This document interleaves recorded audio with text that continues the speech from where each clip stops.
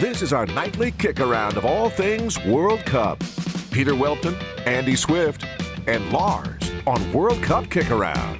Brought to you by Pantalones Organic Tequila, The Wolf of Wall Street, and Sports Radio 96.7 and 1310, The Ticket.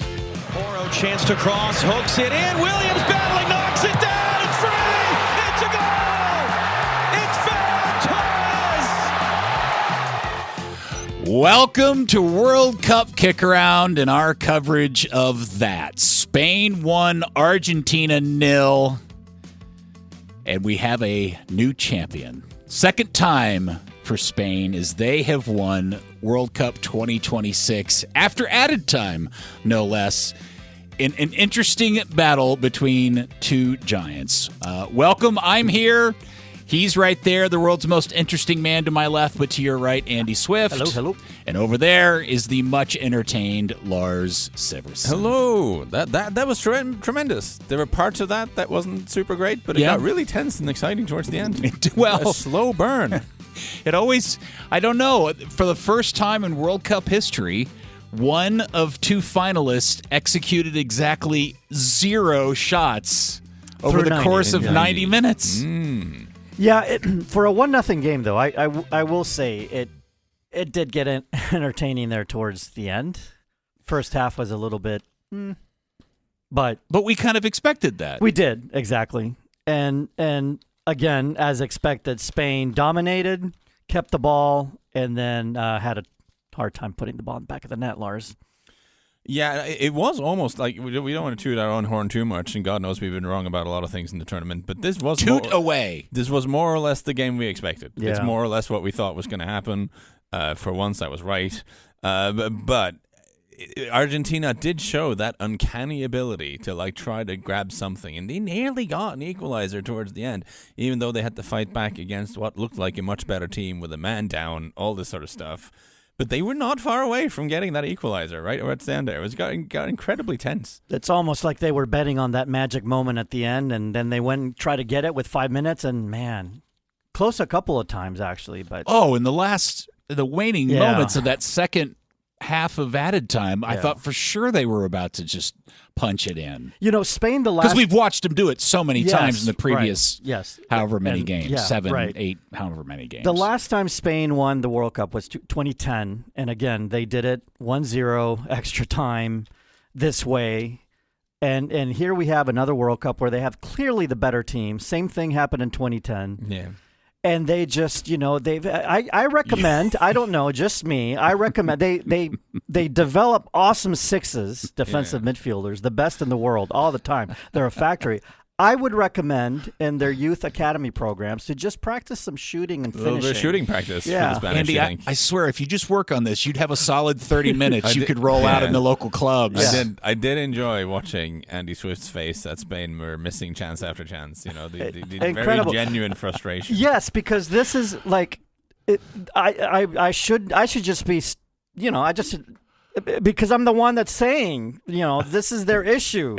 Till Lars gets so tired of me saying it over and over and over, right? I think they know it, though, Andy. I think everybody knows it. God, we'll do something about it.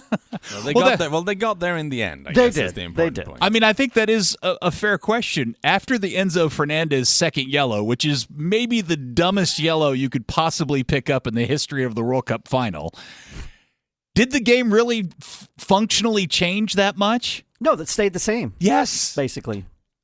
I think it made it harder when the inevitable fight back came. It made it even harder to find the solution. That made it harder for Argentina, but it didn't make it simpler for Spain just to flat out win the game. No, and we should talk about, I don't know how do you want to roll out with our postgame show, Peter, but at some point we should talk about Spain. It's easier said than done, I get it, but they're so good at possessing. And they had a man advantage at the end, and they would retain possession or obtain possession back, only to just flip it away again, like that.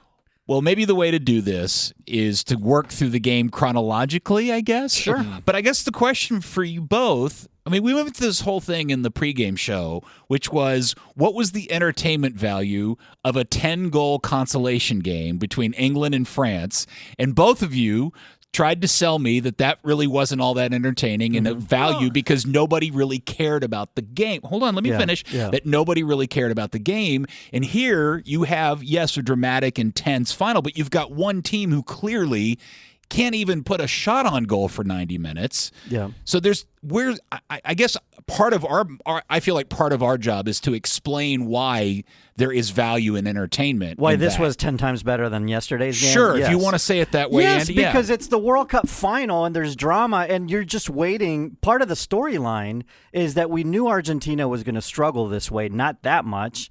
But we were waiting for that magic moment also. We were waiting for Spain to score their goal and then for Argentina to try to go find that magic moment.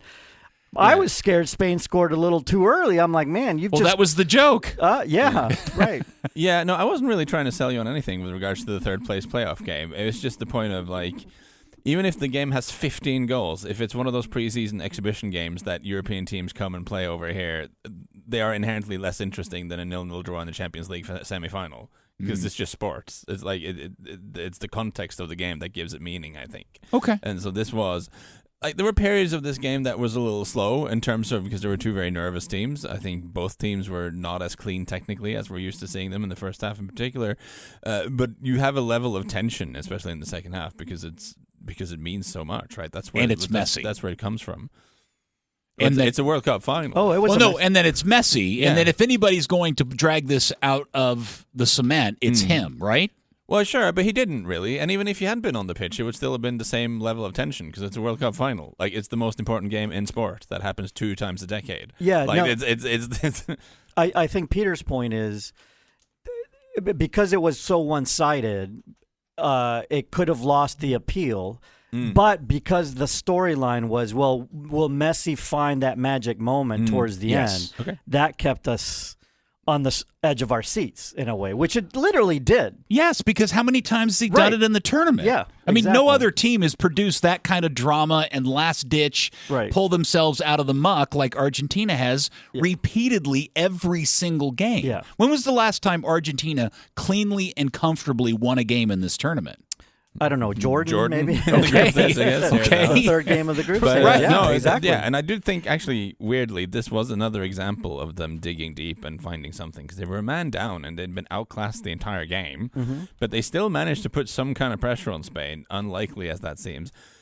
And in a situation being that they lost both of their starting center halves and they've had their best midfielder sent off, and it was all nothing really. It went was not well. coming up Argentina. It really wasn't. And I guess what you would say is that there's an element of like sporting justice here because they were even by their standards, they were exceptionally focused on stopping the opponent more so than trying to do something themselves today. While they were, I don't think like it is a little bit disgraceful that you do 90 minutes with no shots at all. And when you still have 10 men on the field, like they shouldn't be that much worse. No. And I wonder if there's an element of like some people have speculated that Tuchel got a little high on England's backs to the wall win against Mexico, and that made him think they should do the same again. Maybe Argentina have bought too much into this sort of the spoilers type of thing because there's some really good technical footballers there who I just thought could have done more to try to win the game. I think they realize they don't have the legs to compete with a deeper roster, and that Messi doesn't have the legs, so they have to pick their moments. And if you're going to pick a moment, it might as well be late in the game when you have to tie it or go ahead, right? I mean, that's. Well, part of what I think is I find about hard to trying to do these shows immediately after the game is difficult because we just haven't had time to really ponder and cogitate and come up with our thoughts and ideas. But part of my frustration with this game is what you were getting at with Spain initially, Andy, which is you're literally playing against a team that hasn't put a shot, not just a shot on goal, but a shot the entire game, and yet you yourself have failed to score. You should be ahead by like 4 or 5 goals at this point. Yeah, and that's Spain, though, right? It is. That's the frustrating part about how they go about their business. Now, I think this is important to say. Their run in this World Cup was good. I mean, this is not an undeserving champion. Just because they don't know how to score doesn't mean that they're not the deserving champion. one goal conceded in 8 matches. By the way, unbelievable. You had to play 8 matches to win this World Cup. So depth matters. Mm-hmm. We've talked about it all, but this is a team with depth as well. Yeah, no, and that came to the fore. I think, again, I said pre-match, the difference between this team and the Spain team that won the Euros last time out was that they had Yamal in top form and they had a fit Nico Williams throughout, so they could go down the flanks a little bit more. But with Yamal really struggling to make the impact he would have wanted to on the tournament, and with Nico Williams not being fit enough to play all the time, they had to really double down on the control element, which meant they were a frustrating watch at times, but it also gave them a great platform to go far in the tournament. They didn't have to expend all this energy, and they really were in control totally in this game. What I kind of wanted to see towards the end for them to maybe win it in 90 minutes was when Marino came on, they could have put more crosses into the box. I mean, I didn't notice that he didn't even come on because I assumed he wasn't there, and that was the reason why they were never putting any crosses in, but he was there. And you saw that in extra time when they put crosses in, he caused some chaos, and in the end it was Nico Williams who made the big difference, causing some imbalances and heading the ball back for Ferran Torres. So I guess it's an interesting point about depth, which you've mentioned, Andy, which is very true, is that it's an assist from a substitute and a goal from a substitute to win the game. Well, I'm trying to figure out in my head, because of Spain's run through the tournament and the way that they go about it, because they were clearly the dominant team throughout this entire game. Mm-hmm. They were the better team, and they dominated, they held the position and everything, but they are so frustrating. And I can't figure out if that's something to admire or it's okay as a fan to be frustrated by their refusal to do what seems to be such a clear thing to do. I mean, they've won the World Cup, so I think they're pretty happy. I think their fans are quite pleased. I think this is one thing would be to get frustrated if they kept the ball a lot and didn't really create chances. They create chances. Yeah. How many they was it give today? themselves opportunity to finish, and they just don't finish. They're basically creating opportunity all the way through the last touch for a goal. And that's where they're messing up. So it's not like it's the horseshoe of doom and they just retain and they get 2 shots on goal all game long. Yeah. They took a lot of shots. Yeah, so the way the game went, the first quarter, let's call them what they have been. What they were. Why not? Well, don't forget, this has 6 quarters. Yes, sir. it did. But the first quarter was actually kind of fun because Spain were they were forcing the matter. They were being a little bit more progressive than I worried that they might be in this game from the start. Had a really good chance early on with Yamal, which Martinez did very well to save. Both teams, I thought, were not as clean technically as we've seen them be. There were a lot of little boo-boos from both sides. Then in the second and third quarter, I thought it steadied into a rhythm that was maybe not great. It slowed down a little bit, and it became the kind of slightly dull game that we were afraid of. And then towards the end, Spain were pushing more to get a goal, and really should have gotten a goal in regular time. And then Argentina goes down to 10 men, and it becomes extremely difficult for them in the extra time. Is basically how I saw it. Yeah, because Martinez also had some Martinez, good saves. He made some great. Probably man of the match, by the way. I mean, if we were handing out a man of the match trophy. Yeah. So going back to your point, Peter, that I don't find them frustrated in that regard. I think it would be a lot more frustrating if they just ping the ball around. And we've seen that version of Spain, Lars. By the way, we have seen those Spain teams that possess the ball a lot and that never do anything. Yeah. At least in this, instance, and what they did worked. They won the World Cup playing this way. They kept the ball away from the other team and they scored themselves. Sure. And it was we could frame it, and I guess a lot of people will frame it as Argentina not doing enough to try to win it. They were fouling, they were disturbing, they weren't creating anything of their own. But there is also an element of Spain just being incredibly difficult to play against. That's exactly what I was going to say. I think Argentina finally met its match. I mean, they might have met its match early in other games leading up to this, and they just found a way to overcome. They just didn't find that way. They also tired. I mean, this is the 8th game for them as well. They're not as deep as Spain. And Messi's 39. I mean, he's 39, and so you can only do so much. I go back to the 6th minute when Argentina popped that ball over the top and Messi was in, and Simone came rushing out. It was very early in the game. Yeah, clean tackle. Oh, yeah, he just cleaned the ball away. And we were having this whole conversation because prior in the pregame show, we had that conversation about, the differences in goalkeepers and so forth, and his aggressiveness off the line was really kind of what saved him. Because if Argentina scores that goal there, if Messi scores there in the 6th minute, we have a very different game on our hands. Yeah, I remember that. Yeah, I was thinking that. Yep. And another thing I've mentioned already, but we can't undersell this: the fact that both Christian Romero and Lisandro Martinez had to come off for Argentina. Yeah, like the center half pairing has been one of their big strengths across the tournament, and we've made a lot of jokes about how they tend to either get injured or get themselves sent off, but they've managed to play all the games so far. Well, what do you know? Both of them get injured in this one. And that is a huge blow, both in terms of what it does to the planning from the bench, in terms of what subs he can make, but also just the solidity of the team. Yeah, it did.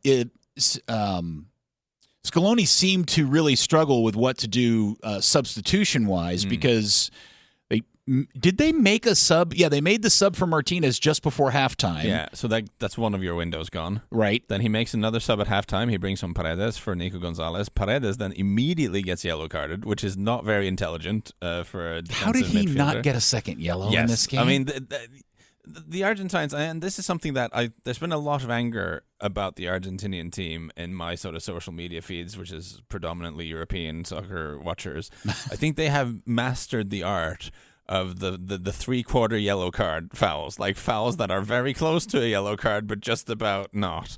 And maybe the referee should have given a few more of them. I mean, the McAllister tackle in the first half was terrible.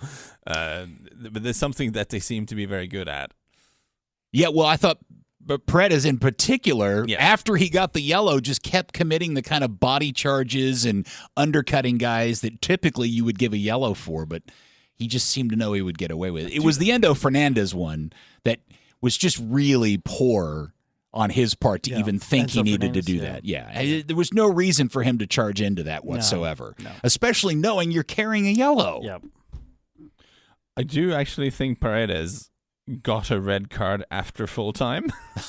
I think I saw that somewhere. Yeah, because there was some sort of confrontation after the there were game. Shenanigans after the game. Argentinians. I've got on the very excellent flash score. Have got Paredes red carded in 120 plus 6 minutes, and then in brackets not on pitch. So I guess that was a post match red card. Do you think the little redheaded Argentine kid came out there and started stuff again? Yeah. Barco, yeah. It seemed to be a little feisty. I mean, we were getting on the show. It seemed to be a little lively at full time. But what ultimately, though, Argentina, I don't think they can blame this on anything other than just a better team beating them, right? They were not good enough. Yeah. No, we spent a lot of time in the days leading up to this and this morning talking about it, just trying to think through this game logically. If you're just looking at it on paper and thinking about how the tournament has progressed, you would naturally think that Spain is going to win this in a very tight contest, probably 1-0, 2-1, or something like that. And that's just typically how it's felt like that would be the easiest way to predict this outcome. But there was always the specter of Messi and Argentina and their skill set of just grinding out weird, dramatic upsets and wins, upsets in the term respective to the game itself, coming back from 2 behind or whatever it was. And so, when it was 1-0 at the 118th minute and they've got 10 Argentines in the box or whatever it was. You just expected it. There was a point with about 2 minutes left, and I think Messi was taking a corner. Then I thought this is inevitable. Yes. They're going to tie this. There's no way. I also thought that towards the end, I got to say. The one where he got down and put the cross in, and it looked like somebody just hit it wide, but it was a Spanish defender that cleared it. I literally, as it was happening, I'm like, oh, this is it. Yeah. We're about to witness it again, and they're going to go on and win in PKs. Yeah, it felt like that. And again, I am impressed with their ability to dig deep and find something from somewhere where they're man down as well. It had that crowd was so powering to them. It is. That crowd gives them energy. I mean, and they talk about it, and it's part of their thing. And kudos to their fan base for doing that. But there is no doubt, there is zero doubt, that if this game goes to PKs, Argentina wins the World Cup. Broken finger and all. Yeah. Absolutely. Yeah, 100%. Yeah. Lars, you predicted it. You got it right. You got something right. When it's all said and done. Does that mean I win the prediction league? I probably No, you got hold 20 on. points. Stop. Stop. You win wanna save the it? bracket. Oh. Yeah, we You- can. Yeah. We'll save the prediction results before the end of the show. There you go. All right, we will take a break because we've been prattling on here for a little bit. We'll do one more segment, maybe two, depending on how we feel. Spain is World Cup champion. 1-0, zilch, nil, whatever it is, donut. And we'll talk more about it next here on World Cup Kick-Around. Well, we've arrived at the moment everybody's been waiting for. The trophy presentation as Spain has beaten Argentina in extra time of 1-0.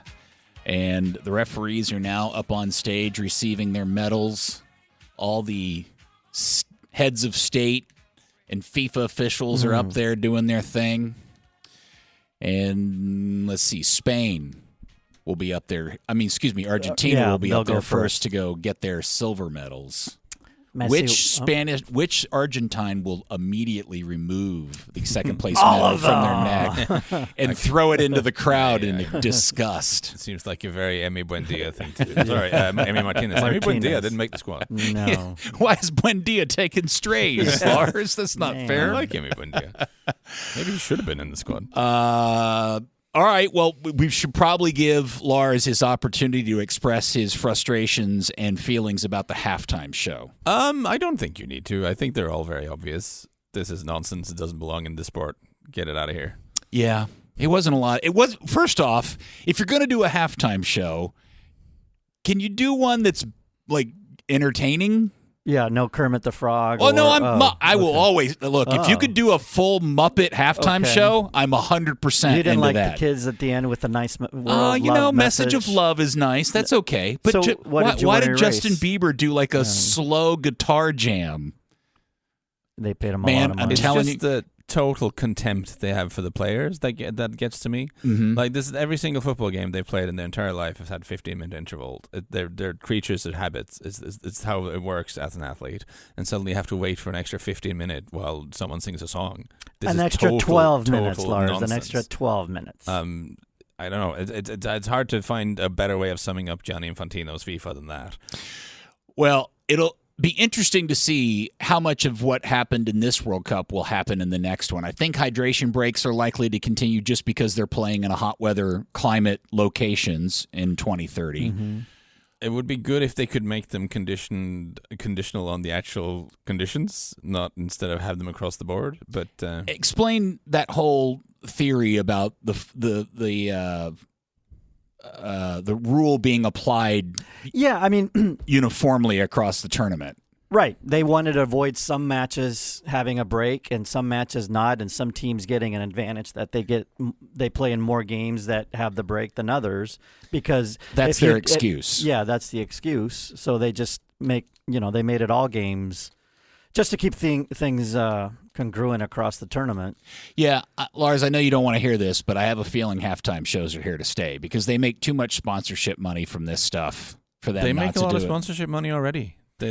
Yeah, but that didn't stop them from doing a lot of things in this tournament. Okay, we'll keep them to 15 minutes then. It's in FIFA's laws of the game. It says the halftime is 15 minutes. Yeah, well, follow your own rules at the very least. Yeah, it's a ridiculous organization. Well, I don't need a concert in the middle of a football match for the same reason I don't need a football match in the middle of a concert. Like next time, that would be something. Next time I go to see Taylor Swift. Wait, let's think. Suddenly, halfway through the set, about that one. There's Keepy uppies. The music stops and someone comes out and plays a five-side game on stage. Nobody wants this. This is nonsense. What a great YouTube bit that would be if somebody just did a parody of that. Yes. Yeah. Well, I think the point that you make, Lars, about how the impact of it on the players is really the important part of that message because in general, I don't think anybody really cares outside of that. In terms of why are you doing this? It would be very annoying if I was in the stadium, but then I wasn't. So it's. I guess it depends on the show. Very loud music and stuff I really is wish completely unnecessary and it gets on my nerves. I would have loved to have been in the Hard Rock the night Prince performed at the Super Bowl halftime show because that was like the greatest thing. I'm not saying don't have it at the Super Bowl. That's part of the tradition. I know. But you may end up with a great musical moment at a halftime with a World Cup one time. They finally get the right assembly of musicians out there. You may get your favorite musician of all time to perform a halftime show. I'm thinking you have more time to get your beer and go to the bathroom and not miss a minute of the soccer game. That's the other upside. There's more time to go to the bathroom. That's the only positive. I don't think it's necessary either, but I also realize that I there's a will lot of say, things that have changed in my lifetime that I've just had to give up on, and this may be one of them too. 10 years ago were to write like a very snarky, satirical article on what football might look like if it ends up being too Americanized, then the game being played over 4 halves or 4 quarters, and having a half-hour halftime show would be pretty much what I would come up with. This is dystopian. Yeah, I think there's a lot of things that have changed about the game that I disagree with, too. I mean, all kinds of ways. The way we adjudicate the game, VAR, semi-automated offside, all of it. There's so much have changed about the game that you just have to kind of throw your hands in the air and go, all right, I guess it's a new day. It's how they do it these days. All right, well, what else would you like to talk about, Mr. Andy Swift? Sorry, I'm a little distracted. Guard of honor for the Argentina team by the Spanish team. They're That's showing nice. Messi. Yeah. Will Messi be here in 2030? the whole team's parading through. No, but I'm asking. They're showing Messi. Mm-hmm. Will he return in 2030? No. I don't think he'll play another. Do you feel 100% confident in Not that at all. I said that with 5% confidence. Lars, do you have a prediction? I don't. And that Messi's returning? I don't think so. Okay. All right. There's some part of me wonders. But I also agree. I don't think he would either. But we said that last time as well. That's the big caveat. But yeah, I'm pretty sure if we go back and listen to the final show on the last day of the 22 World Cup, etc. Yeah, we were all like, "Oh, that's really sad." That's so doing it at 39, I guess. Doing it at 43. So here's my question: do you think now that they have failed to win, and they didn't do it in the final?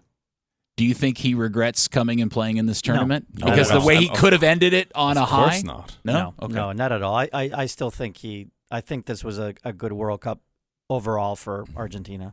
Clearly, obviously, they got to the final.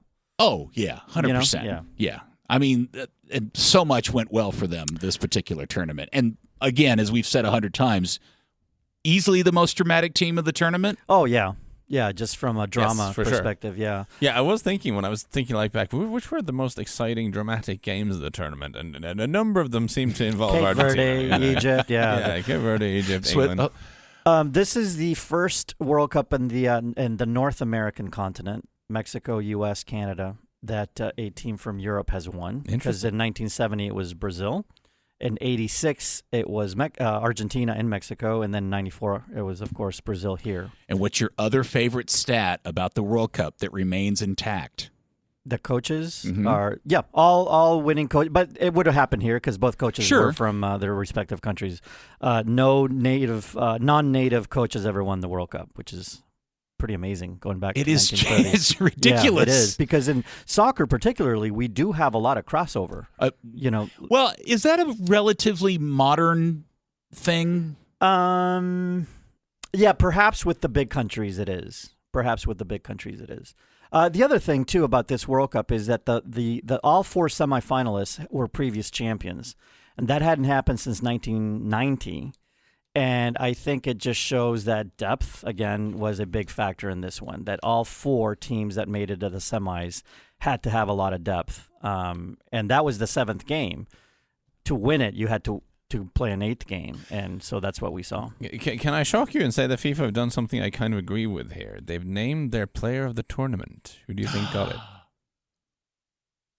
Hold on. Of the entire tournament. Player of the tournament. The golden ball? Yes, player of the tournament. Is it Mbappe? No. So it's not Messi? No. So they do vote after the game. I'm kind of impressed. Is it Bellingham? It's Rodri. Yeah. That's Whoa. what I was about to say. Sorry, that's what. Yeah, I believe you. But I'm happy with that. That's good. Yes, I love that. yes. I love it when the number 6s get their due. Let's look. Andy and I love a good 6. And Rodri has been back to Pete Rodri. I mean, it hasn't always been like super eye-catching, highlight reel friendly, but I think he has been key for them. Man, there was a moment in the first half where he single-handedly was just running the show around Argentina, and he was doing it again. To your point, Lars, it's not the flashy stuff; it's the little stuff that you really kind of have to pay attention closely to. Retaining possession, not panicking under pressure. all the stuff. It's really good. I've completely stolen this joke off of someone from social media, but around about the third quarter in this game, when it had been a little boring for a while, I will confess, someone made the point that Spain are very good and all that, but it does kind of look like a very good accountant at the job. It's like watching a very good accountant do the books of a medium-sized company. You just go, oh yeah, that one goes there, this one goes there. Yeah, but there's a methodicalness to it that's not always, But that's kind of what it was the entire tournament with them. It's what they're good at. And it's what they're good at. And again, I go back to us trying to be I'll just speak for myself, being really conflicted about how I thought this game was going to play out. And for some reason, my brain telling me Spain is going to bore us to death. Or, I'm being hyperbolic there. But just assuming somehow Messi and all of that would end up running that over or overcoming that. I think part of it, one of the thing a lot of people, and myself included, look for in sport is kind of the thrill of the unexpected. It's something unexpected happening. And with Spain, not many unexpected things happen, and it's kind of their strength. They take the unexpected out of the game almost entirely, and make it this very meticulous and perfect type of thing. If there is a surprise, it wasn't a Mikel Merino goal to win it and finish the game off. Yeah, that's what we were expecting. Yeah. And it was a player who essentially had done nothing the entire tournament other than hit the winner to win the World Cup in Torres. Yes. So Rodri winning it is the first 6 to win the Golden Ball. The only other non-attacking mid/forward type to win it is Oliver Kahn in 2002. Messi won it last year as a defending champion, and as a champion. So did Rodri this year. But you have to go back to 1994 to find the last Golden Ball winner that was on the champion team. Really? Yes, Romario in '94. Yeah. Wow. Yeah, that's a great stat. Yeah. I was looking. You should have saved that for tomorrow. Yeah, well, I was looking at this sort of when was the last time a defensive midfielder won the Ballon d'Or, which of course Rodri has done before. Yep.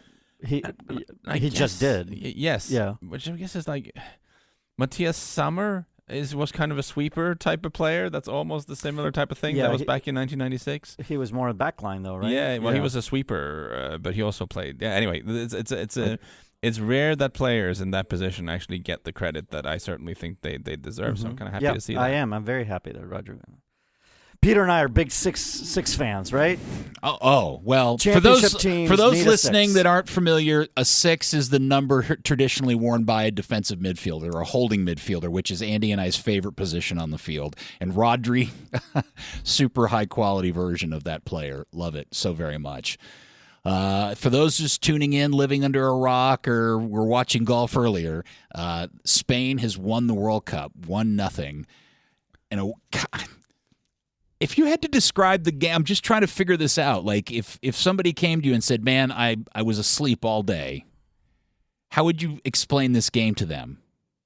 That it played out exactly as predicted, that Spain held the ball for the whole game and couldn't hit the side of the barn after they shot, but eventually found one to hit the back of the net, and Messi didn't find the magic moment. Yeah, fair way. Would you have any different point of view, No, Lars? just totally dominant by Spain, and the only thing they couldn't do earlier was score a goal, and they managed to hold. It was like the man with the long arms fighting a man with short arms, and they just kind of held them away for the entire game. And the Argentines couldn't get anything going because they couldn't get the ball. But the man with the long arms couldn't do anything either. No, that's also true. Like they couldn't land the winning punch. The arm maybe because they're so busy. The arm is busy holding the short man away, so you can't. Like maybe this is a metaphor there, but yeah, it took them a while. But in the end, also to hammer home something Andy has been talking a lot about. I think the depth was a key factor here. That you have 2 guys come up from the bench who have the assist and the goal.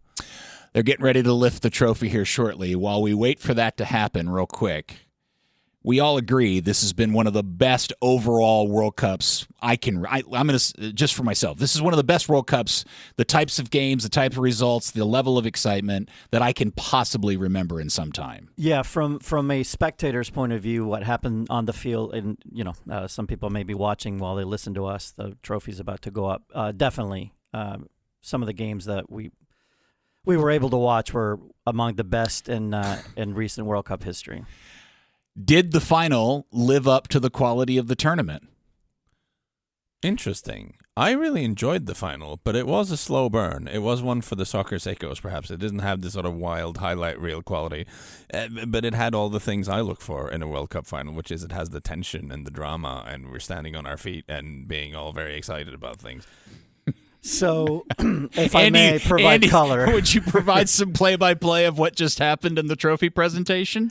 Yeah, so at the Club World Cup, the president gave the trophy to the Chelsea captain. I forget Fernandez, yeah, Enzo Fernandez. And so, but stayed there for the picture of the raising of the trophy. This time, he did move to the side and allowed Spain. Was he ushered off to the side? Because I he saw a moved on his Spanish own. player trying to pull him in, and then I turned around and suddenly he was out of picture. He walked out on his own. Oh, I think good. a Spanish player was gesturing to him, and Get then outta here. Infantino came and said, "No, come over this way." Ah, very good. So- I have a stat. Emi Martinez made more saves in the World Cup final than Unai Simon faced shots on target in the entire tournament. Whoa. Yeah. Say that again, please. So Spain allowed a total of 10 shots on target in the entire tournament. So Unai Simon, the Spanish goalkeeper, faced only 10 shots on the frame in the entire tournament, whereas Emi Martinez made 11 saves in the final. So the goalkeepers, they have very different working conditions. Yeah. The just shows how suffocating Spain was defensively and with the ball and possession, and Death by football. yeah, it As can Brendan be Rodgers once said. it can be such an admirable trait in a team. The horseshoe of doom done well, which they do. Yeah. They do it really well. Yeah. Not like teams can say we're going to be a horseshoe of doom team, and then they go try it, and it's hard. And then you lose the ball, and people counter on you, right. and then it's all bad. Yeah. So it's art Yeah. to see the way they do it. Yeah. And it's But- something they can do because they have a very sort of homogenized academy structure. They do. They're coached in very similar ways. Everyone has like a shared mental image of how you create angles for each other. They and this train stuff. for that. Yeah, all clubs across the board. What they're not doing, we're finding out, is not spending enough time with shooting drills. And maybe they need a little bit. But the point here is that, that high possession game does help you so much defensively because not just because you keep the ball, because on defense you're not as tired when there's a change of pace and you have to defend. Yeah. You're a lot more fresh as well, Yeah. right? So and I think that mattered in this tournament in particular Yeah. because there was an extra game, Yeah. because there was the travel, because there was the Yes. heat. Just be able to win while conserving energy. Yes. Peter's point about playing indoors late into the tournament, plus they keep the ball a lot, all these things, and then their depth, they were the team. I mean, like, at the end of the day, Lars, you picked them before the tournament, Yeah. and here we are. And the flip side, I mean, we had this battle of the very different styles when they played France here in Dallas, which kind of deep down I kind of felt was the real final. Yeah. But they were so dominant there. The French had brilliant individual players who had at times Right. played exquisite football, but the sort of collective strength of Spain just shut them down completely. Yep. Is it going to come weird? Are we all going to realize at some point that Spain's biggest obstacle in this tournament was their very Themselves? first group stage Oh. game when they... Cape Verde, the same ones that gave Argentina a run for the money. Yeah, Cape Verde, man. They're real heroes. very silently. Yeah. Yeah. That's right. Neither of the finalists could beat Cape Verde in 90 minutes. Yeah, it's pretty ridiculous. Yeah. But if you just go through and you think about each of Spain's games, that's like which one really gave them the most fuss. And it's probably that one, which is understandable because it's the start of the tournament and everybody's trying to get, acclimated and used to all that stuff. But I can't think of another performance where that was clearly significantly more problematic for them. But this has an echo from history as well, because did they not also lose their first game in 2010 when they won it? They did. Yeah. Switzerland. They lost their first game against Switzerland, Yeah. and then they won. So maybe that's just something that they need. Spain. They They need- need yeah, a just game to get to started. get settled in. Yeah. Just Yeah. to kick off. So then they can win the rest of their games 1-0, barely scoring and keeping the ball 90% of the time. Yeah. I mean, maybe it would have been. Maybe you would want the definite team of the tournament to be more like a wild Ronaldinho flashback. Yeah, like but France. yeah. That's why I was hoping maybe because they're fun to watch. But thinking about it, thinking it through, there is an art to what Spain does, and Yeah. it's hard. It seems easy because they just keep the ball and pass it around, and this and that, and people make fun of it.